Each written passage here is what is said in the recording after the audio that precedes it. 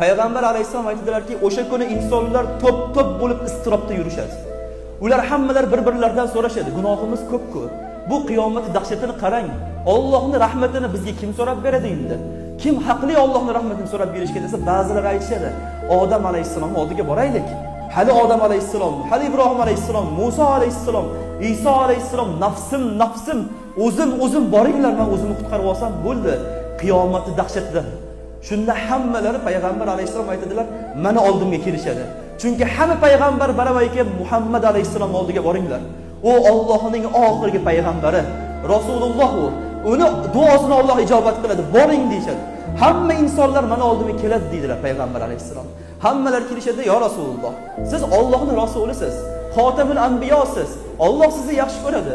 Ahvolimizni ko'rmayapsizmi? Hozir shafaat qilmasangiz biz qiynalib qolamiz. Bizni shafaat qiling. Shunda payg'ambar alayhissalom aytadilarki, men arshni ostiga boraman bitta o'zim dedilar. O'sha joyda sajda qilaman. Sajdadan boshimni ko'tarmayman. Alloh ilhom qilgan hamma hamd sanoda aytaman. Faqat sajdada yig'ilib Allohga hamd aytaman, sano aytaman, lekin uni hozir ham bilmayman. O'shanda Alloh menga ilhom qiladi. O'shanda hamd aytganimda Alloh taolo ya Muhammad irfa ra'sak. Ey Muhammad, boshingizni ko'taring.